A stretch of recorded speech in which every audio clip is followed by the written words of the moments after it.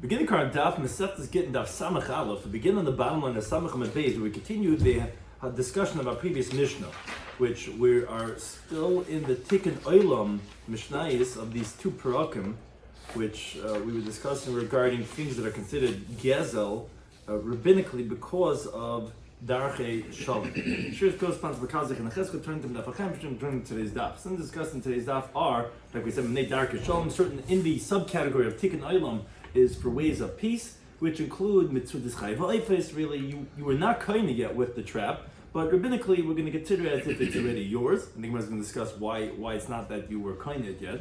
Mitzvahs Chershed Rakatan, regarding when a deaf mute, a mentally deranged, or a minor finds something biblically they're not considered theirs, but Nidar Chashom we consider it as theirs already. Ani Hamanakif, if you have a pauper that was knocking down some figs and then he wasn't kained yet, as Taste discussed exactly why, but so that would also be Nidar Chashom as if it's already his. Mefarnisin, Mevakrin, and Kleber Nachim, this that you could provide and you visit and you bury the non-Jews is also because of Dar Chashom. And Haverta Chashuda is regarding what does a woman do if her friend is suspect regarding violating Isur. Could she go along and help her with what she's doing, let's say sifting and baking, because it might be assisting her in violating a halacha. Amma Aretz Ma'asrin, regarding the ignorant people, if they take off meiser, and again that's related to are you going to be contributing towards their violating of halacha. Some important terms, the concept of tumah d'Rabbanan regarding rabbinic tumah, hechsher, that which means to say when somebody becomes susceptible to tumah, and achlaf regarding are we concerned that the person that you're giving the thing to, are they going to exchange it for something else? Thus, you might have to actually take off meiser when you give it to them and take it back from them because they might switch it and then you might be causing them to violate, and when you're getting back from them, you might be getting something else that's untight. As we'll see, are we concerned for hachlafa? So we begin the current Daf. The Samach Amud Beis, the bottom line, where the Mishnah had continued the theme of Darchei Shalom. So we said Mitzudas Chayv Oifetz V'Dagim, regarding the traps of wild animals, birds, and fish. Yesh Ben B'Chulu. So we said over there that there's going to be considered as Gezel and the Darchei Shalom. To ensure peace, Chacham forbid taking animals out of someone else's trap. And Rabbi Yossi Omer, he said no Gezel Gomer. It's full-fledged Gezel. So the Gemara explains as follows. The Gemara says, Ba'oizli, which these are traps of strings that have a receptacle, which they would trap birds with, and va'ihari, which is of gemi, which they would trap fish in, as a Gitin Daf of Samach Aleph Medal. Regarding those cases, kulam lepligi, no one's going to disagree, since it has a receptacle, so your kalim are acquiring for you, and it's going to be considered as gezel gomer, like the picture here shows. If the animal's trapped inside your trap, that is a kinyan because your kalim are acquired for you. No one's going to disagree that that's going to be a biblical theft. Ki pligi, when was this machlekes belechi regarding a hook or the kukari, which is a cord, which is the other traps and snares, which they put a long thread in the river and they have these hooks on the whole surface, and it gets stuck in it. So it's not as this bottom picture is just showing that it gets stuck inside, but it's not actually inside the vessel. So therefore, that's where the machlekes was. That okay, it's obviously not biblical theft, but the question would be, would it be this rabbinic darchei shalom, or would it be like what Rabbi Yossi is calling, as we're going to explain in a moment, a gezel gomer? So the Mishnah continued and says, Metzias Chayer Shaita. So regarding when a deaf mute or mentally deranged or a mind of chul, etc., finds something, so the Tanakhama says, okay, when they Darchei Shalom, it's considered Gezel. And Yossi says Gezel Gomer. It's full-fledged Gezel. So Amar Rav Chizdi says, Gezel Gomer Midivreya. It's rabbinically full-fledged theft. Meaning, even according to Rabbi Yossi, he's not saying it's biblical Gezel, because it can be biblical Gezel. The Chayer Shaita doesn't have a kinyan. It didn't acquire it. So the Gemara says, okay, well, my nafkamina. So what's the difference between Rabbi Yossi and the Tanakhama? They're both saying rabbinic halacha are being considered as gezel. So says the Gemara, it's like tziyoi b'dayon. It's to take it out with judges. Meaning that if you say it's rabbinic, you cannot extract it with judges. Now, however, according to Rabbi Yossi, that he's going to say that it's going to be considered as that it's like literally if we gave it the kinyan to the child that yes, you're stealing, and we could even extract it with judges. According to Tanakama, according to Rabbanan, it's not Rishalom. Okay, someone stole it. Okay, we're not going to go ahead and say we're going to go with Bezdin to take it back. Now, however, according to Rabbi Yasi, it's not gezel, like full-fledged gezel, to say that whoever did it would be possible to edus and that he violated negative prohibition. It's only gezel midabraim, it's only rabbinic, but it is that we'll go and the judges were going to take it back from the guy who took it. That's the nafkin, and that's the machlekes between the Tanakama, the Rabbanan, and that of Rabbi Yasi. Now the next case of the Mishnah was Ani Hamanake Beresha Zayis. You have a pauper that was knocking down on the head at the top of the olive tree. So what's beneath him, the ones that fall are going to be gezel when they darchisham. He never really acquired it. He's knocking down, and as he's knocking down, some of the other things fall down to the bottom. I'm doing this. You know what I'm saying? So okay, I wasn't actually kained. The Rabban are going to be considered as gezel midivrehem. So talking about the Braisa. If he gathered and he put on the ground biyad, so since it was in his hand, hareza gezel gomer. So this that we're saying is only because he never really put it in his hand. He was just knocking and it fell down. But if he actually took it by hand and he put it down and he threw it down the ground, that's going to be full-fledged gezel because he already had acquired it. The Gemara brings a story that Rav Kahana of Ka'azla Hutzel. He went to Hutzel, name of a place. Chazlu Gabe saw a certain person that b'shadi ufye. He was throwing sticks, b'konotrin tamri, and he was knocking down dates. So Azal, Rav Kahana went and komankit va'achal, and he took the dates that fell on the floor and he ate them. Amalei, he said to him, Chazi Mar, let the master see, dibidoisha disinu. It's with my hands that I threw it down. Because we just said that if you take it by hand, you put it down, the guy, it's a full-fledged gezel. So Rav Kahana said to him, Asr Rabbi Yeshia, you must be from the place of Rabbi Yeshia, because like Rashi explained, Rabbi Yeshia was from Hutzel, which is where he went to, and therefore you're proficient in monetary judgment, because he would give good drashas and let the olam know dinim mominus. Kari alei. So Rav Kahana said regarding Rabbi Yeshia, who is the Rav, the Mar de Asra, a pasuk in Mishlei, with tzaddik yisrael olam, and the righteous person is the foundation of the world. Now Taisa finds it difficult because even if, let's say, he didn't take it by hand, how could Rav Kahana have taken the dates? Shouldn't he be considered at least for the halacha of Mishlam Darchei Shalom? So there, Taisa says a different Mishnah from Ben Chananel that is talking about the branches of the palm tree, and therefore he says a different case. And Rav Kahana thought that he wasn't concerned from the Paris; he only wanted the branches. And he says, "No, I took the dates and I threw it down. That's why it's going to be full-fledged gezel. But because or else it's difficult. What's he taking the dates? Doesn't he know Darchei Shalom itself? He thought he didn't want the dates. Now the Mishnah then said, the Eimamachin that biyad aniyei nachrim. We don't protest regarding the poor non-Jews when they come to beleket b'shikhu peya. When they come to take the gleanings and the forgotten bundles and the corn of the field, and even though it's only for Yidden, is when they darchasham because it weighs a piece that all the poor Jews come to the soup kitchen and the non-Jews not allowed to come in. It's not weighs a piece, and therefore we let them go and take from the matnasanim. Similarly, the Gemara brings a few different things like this. Turn in the Braisa. We provide, so we're giving out a stipend for people, for paupers. We give to the non-Jews also with the Jewish paupers. And so too, you're on the Bikur Chaylim team and you're coming with your food. So you visit the sick non-Jews just like you visit the sick Jews.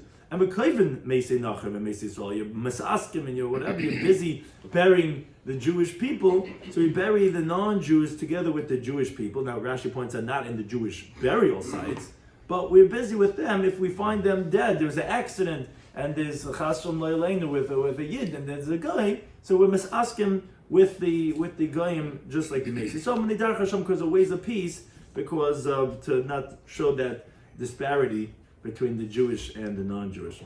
Now continue on this theme about Darchei Shalom, a little bit more of a complex Mishnah.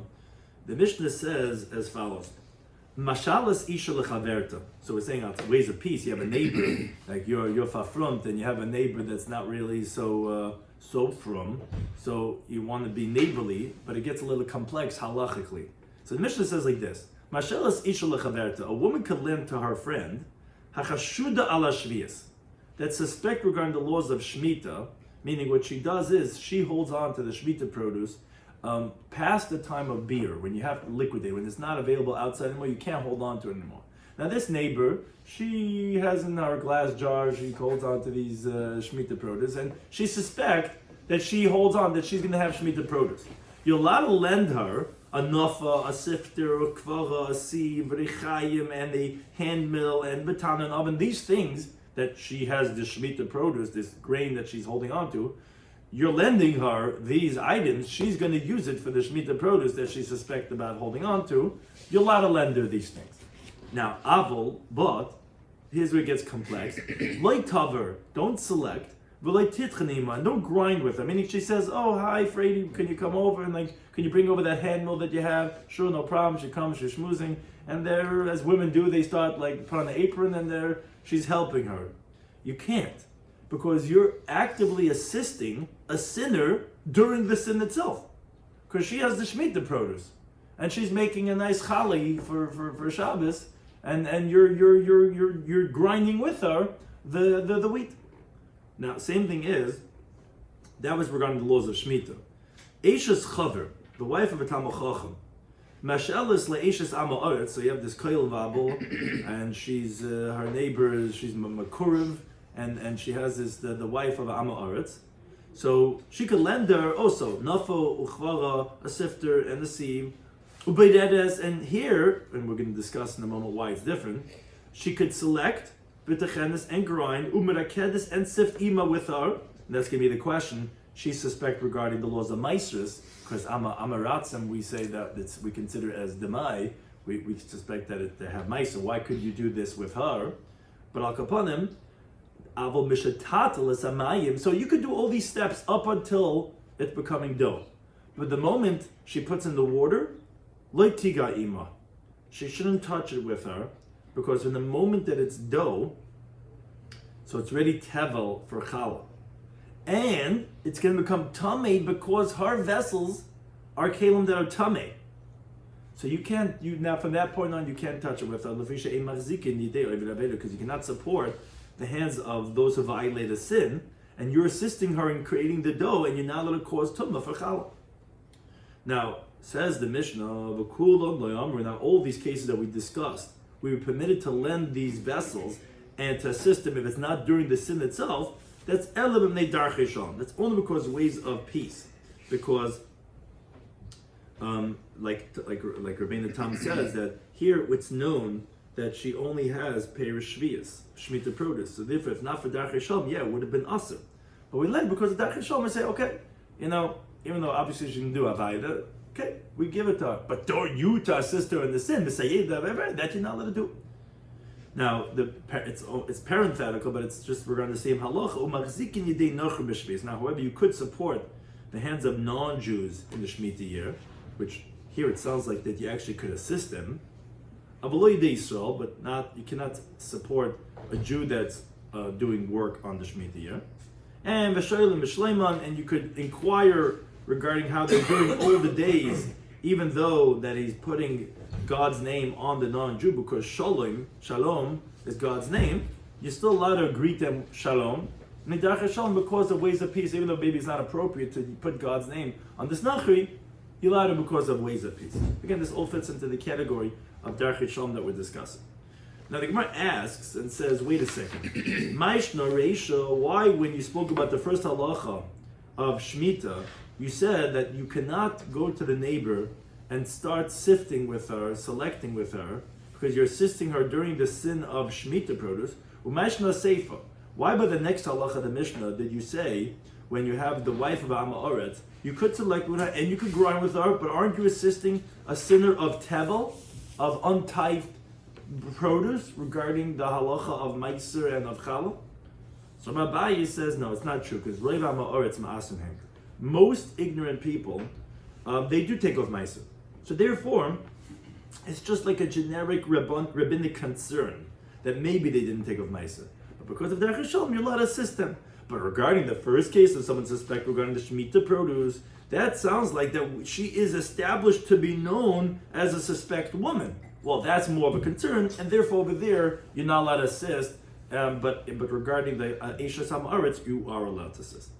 Rav Amar, he says, no, the truth is, it's like 50-50 that we're not sure regarding Amaratzim. And you're right, in general, you're not allowed to assist because the person's violating an Issa Deiraisa. Our Mishnah is talking about where the case is that the person actually is established that they do take off Maisa. How's that possible? Because Hachaba Ma'aretz did Reb Meir. Here we're talking about not a generic Amaretz. We're talking about the way Reb Meir translates what's an Amaretz, that suspects specifically to eat peiros in the state of Tumah. And V'Tumah V'Tahara, we're talking about the purity or impurity of Chulin, which is the Rabbanon, which only rabbinic, because the Torah does not prescribe to make it forbidden to eat Chulin in the state of Tahara. It's only true Mekadshim. So therefore, is a deraisa. It's only because of a general concern of tumah. So because of derech shalom, you're permitted to assist them. The time like learn the brisa that ezeu amaretz. What's amaretz? So kol sheina oichel chula b'tara. The Rebbe Meir says the amaretz is just if he doesn't eat his chul in the state of tara. That's the amaretz we're discussing. That the eishes amaretz. But she takes a ma'isa. She's a regular tefillim of flow.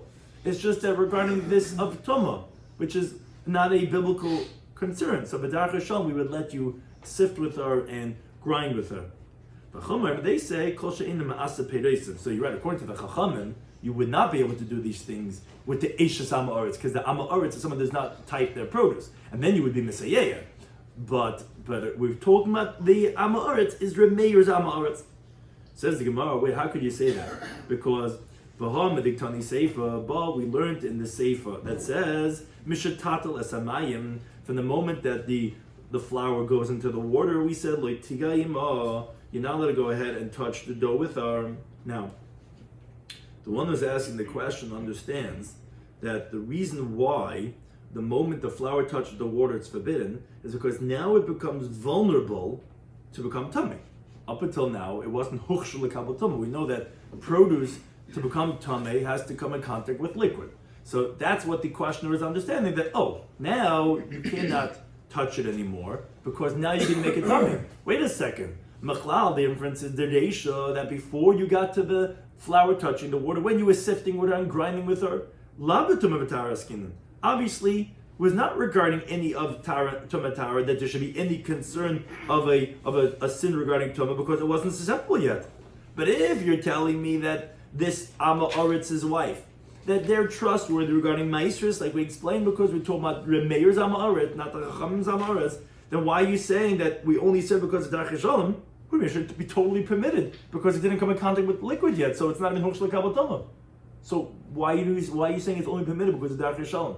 It should be totally permitted. It's no tumah; it can't become tumah even.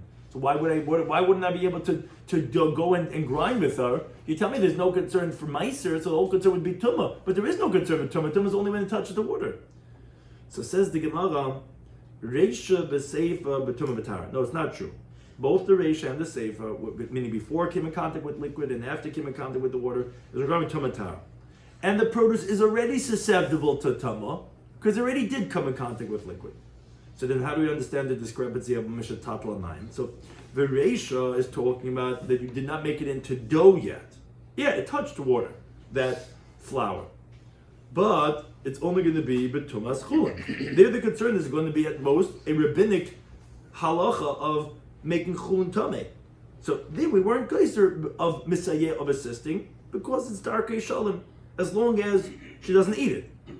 But the seifa, when it's not just stam, that's what the questioner misunderstood.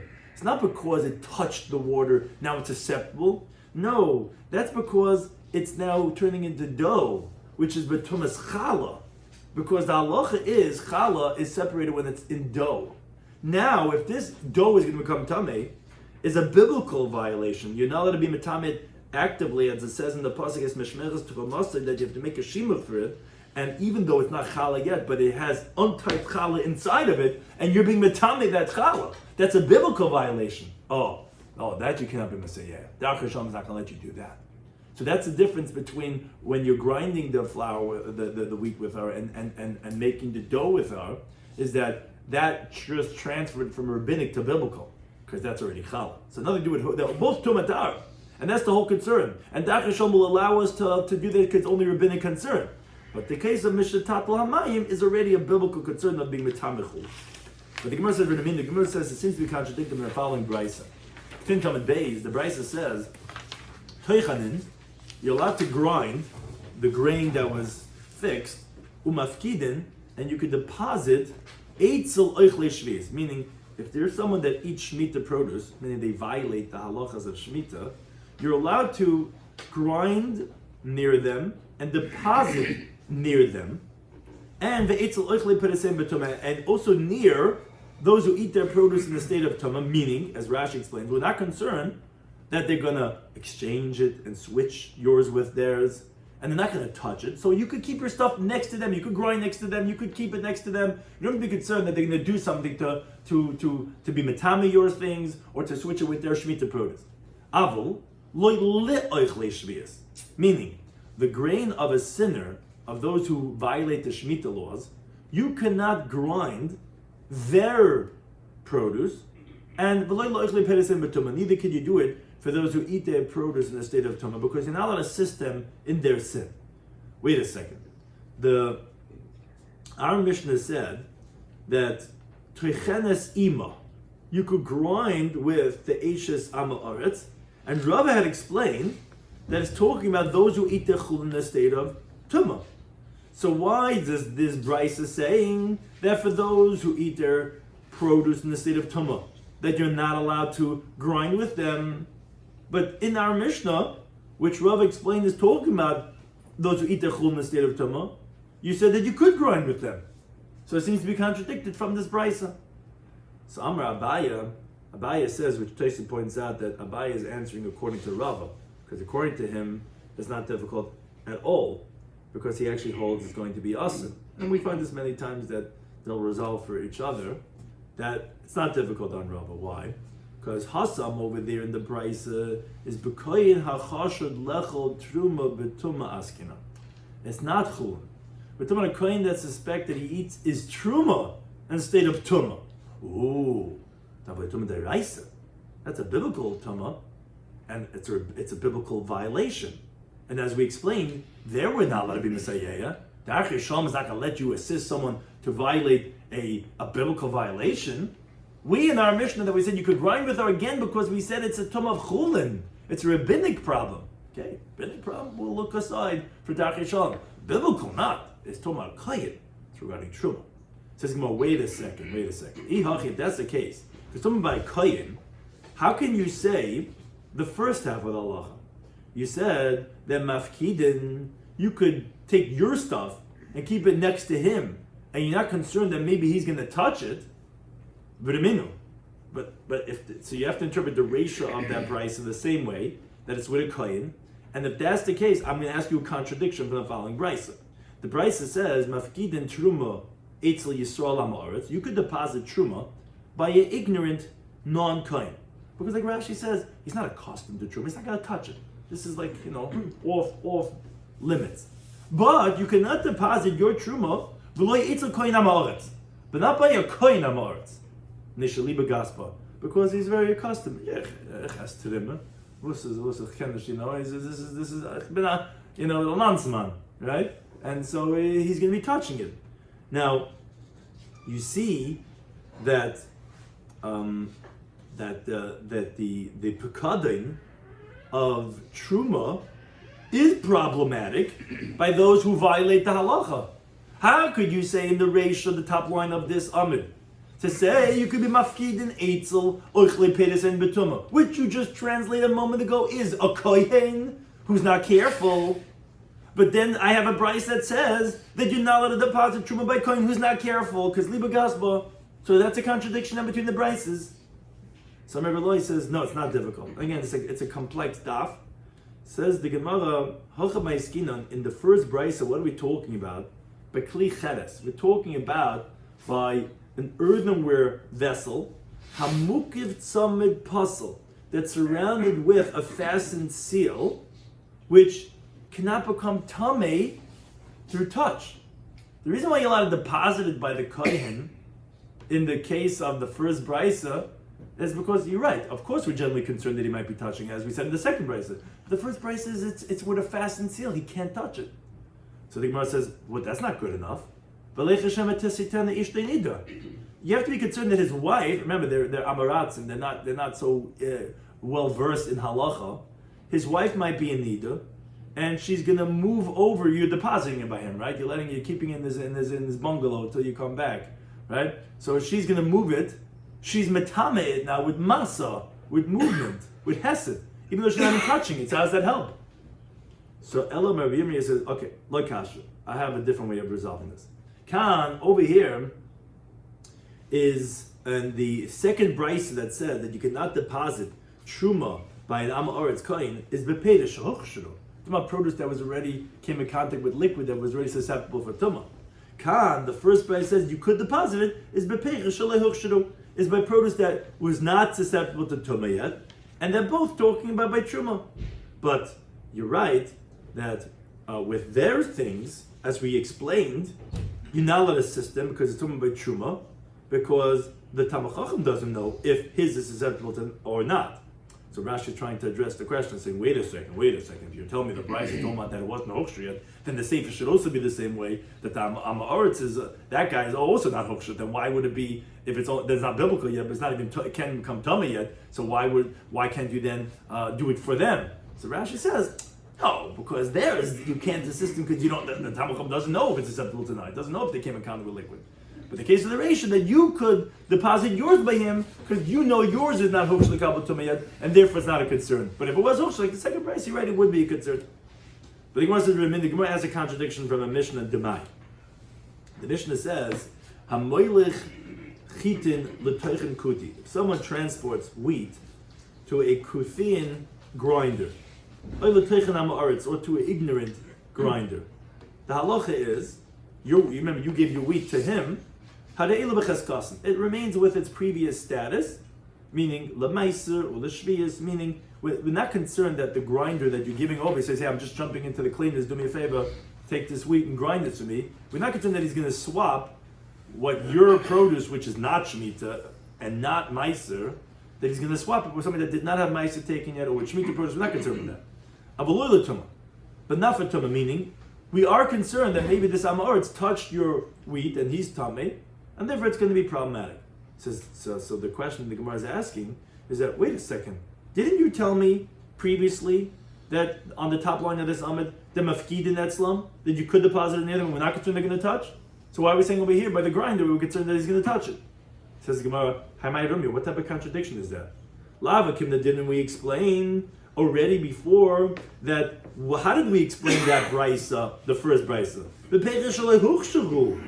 produce that was not yet susceptible to tumah. So even if he did touch it, it wouldn't have tumas maga. Here, where it's hochshir, of course we're going to be concerned for tumas maga.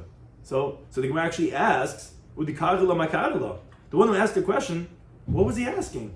The answer is so obvious. Says the Gemara, you're right. That really wasn't our question. Our question was really a lead-up question, an intro question. We wanted to ask another question on this Mishnah Demai, meaning we found a way to vickle around this Mishnah Demai because we wanted to ask a different question from it. So we made it sound like as if it was a real question, even though we knew it's not a real question. What's the question we wanted to ask in that Mishnah? The Mishnah Demai, which is quoted, says, when you come to the grinder and you give him your wheat and you step out to go to the cleaners, you say it remains with its chazak l'maiser l'shviyas. You don't have to be concerned for problems with meiser and shemitah. Oh, says the Gemara. So although we had previously asked from the other part of the halacha, as if it's a problem on that first brisa, the Gemara says, come on, that's not a question. You knew that the tumah loy hukshir, and here's hukshir. You're right. That's not really my problem. I just wanted to get something out of that Mishnah, something else that I wanted to ask about, which is on this other part. You tell me that we're not concerned that it got switched. And that's why the Gemara says it over here, because it wanted to ask on this other point that for a minute, that seems to be contradicting from a different Mishnah Masechtas Demai. The Mishnah says in Demai, if someone gives a dough to his mother-in-law, to the shviger, to take care of the dough, meaning to make chal out of it. Now, he's a koil fellow, this son-in-law, and his shviger is an Eishes Am Haaretz. And they're not well versed in halacha, and but he had made sure she went to the mikveh beforehand for the halachas of Tumah and Tahara. So she's not going to be metame his dough. So there wouldn't be any concern about Tumah. So, which is interesting that the Eidim get the Shviga to go to the mikveh. Yeah. But al kaponim, the halacha is ma'aser eshu neisenla. What happens is when he gives her the dough, he takes off meiser from the dough beforehand, what he gives her. And then he takes off meiser again, what he takes from her. Why? Because the shviga, the mother-in-law, is suspect that mechalefes hameskalkal. That if let's say the dough gets ruined, she forgot, she was busy doing 10 different chores, and then the dough got burnt, and the challah that this item her son was supposed to have for supper got burnt in the oven. So she's going to take the other dough that she was supposed to have for dinner and switch it and give him the better one. So therefore, you have to take off meiser when you give her, because if she's going to switch the doughs, comes out you're feeding her something that didn't have meiser taken off of it yet. And when you take back the challah from her, you have to take meiser again, because if she switched it, comes out you're going to eat something that doesn't have meiser, because she's suspect of not serving meiser on her dough. So therefore, you have to take off meiser when you give it and when you take it. When you give it because of what you might do to her, and when you take back from her, what you might do to you.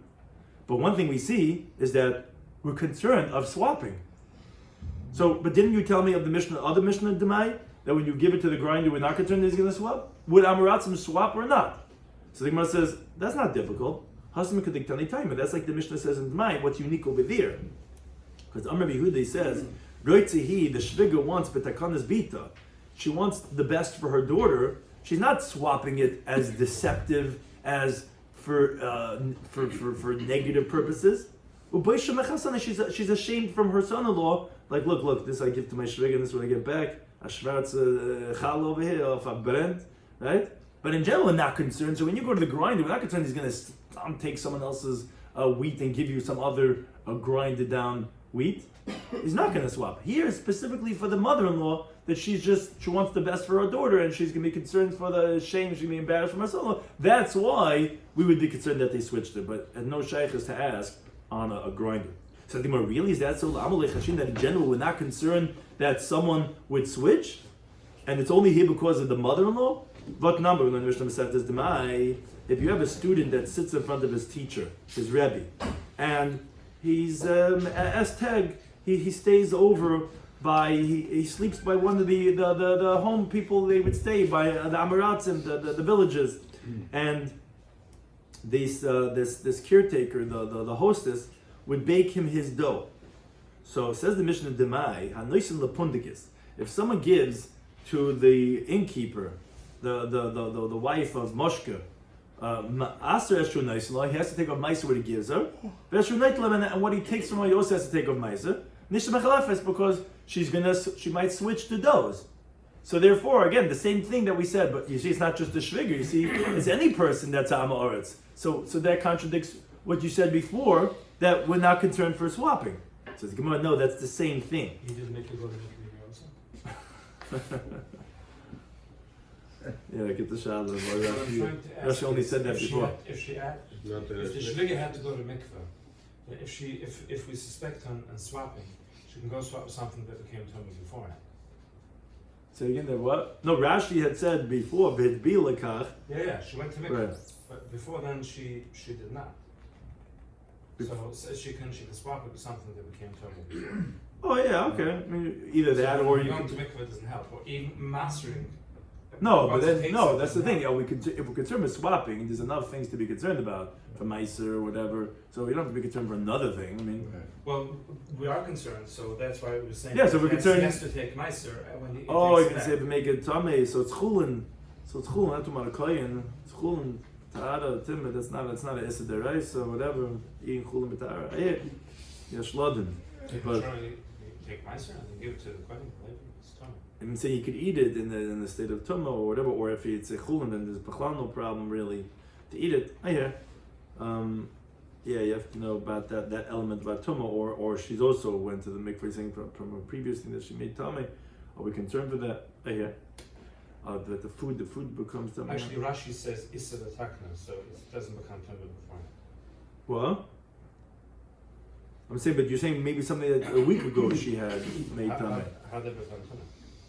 She just made dough.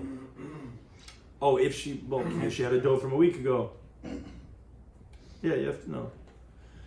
So the Gemara says, no, here also, as Rashi has a different masach, but then no, there she's also intending to do good. In other words, this is the same exception. It's not the same as in general. Because Moira, she's going to instruct herself an instruction of a mitzvah with the switching. Because Mama, she's going to say, Babi Rav Lech Chamima, the Talmud Chacham is going to eat the warm bread, Vano Echel Karira, and I'm going to eat the cold bread. Meaning, as Rashi says, that the hot and cold after 2 or 3 days is when she switches it. So therefore, the reason why she's going to switch it is because not for the bad either. So when you go to the grinder, I don't know, maybe you could say the same thing. Maybe it's going to get ruined or whatever. I guess not. I guess that's different. But in general, we're not concerned with swapping. But when you have certain cases, like by the hostess or by the shviga, they're concerned that they don't want to have the Talmud Chacham or the son-in-law have the bad thing. They're going to switch, but in general, not. We're not concerned with switching. So the Gemara says, really? But that really so that in general not concerned? But then in the Braisa, Eishes Chavra, the wife of a Talmud Chacham, Techenes im Eishes Amaretz. She grinds with the wife of a Amaretz, means she could assist her. Bisman Shehi, only at a time when the wife of the Talmud Chacham is Tameya herself. So says Rashi, since during the days of her Tumah, she's not used to touching taras, we're not concerned that maybe she's going to take it and put it into her mouth. So, at a time when she's tamei, so then she's allowed to grind with the wife of Amaretz. But not when she's tired, because if she's tired, she might end up putting it in her mouth, and then it'll be tavel. So she'll buy the halach. Priminal Azraim, he says, no, even when she's tamei, she should not be grinding with the wife of the Amaretz. Because our friend, as a Gitin Daf of someone based on elf, she's going to give it to her, and she's going to eat it. Okay. Meaning, even though she wouldn't take it, but she will give it to her. But obviously we see that, as Rashi explains what the Gemara's question is that we see that the wife of the Amaretz is suspect to steal from her husband and give it to her friend. So says the Gemara, Hashtaf na mignav ganva, if the wife of Amaretz is a ganev, she steals, you think that they don't switch things? So how are we not concerned in general that they're going to switch? So Rabbi Yisrael says, no, Hasan Nami Mori, it's the same idea again. She's going to be what's called Moira Heter. She's going to instruct herself that it's permitted, but she's going to say, Tura the ox, Midishe Ka'achal, has to eat from what it's threshing.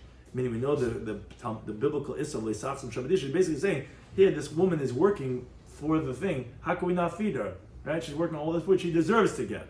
So she thinks it's a mitzvah. So therefore she's switching. But in general, she wouldn't be a ganem, she wouldn't switch it, and we're not concerned, and therefore that resolves that Mishnah Demai, when you bring the chitin to Teichen Kuti, Teichen Amaretz, that it is Becheskas and Lamaisa Shviyas, and we're not concerned that it was swapped. Thank you to any time.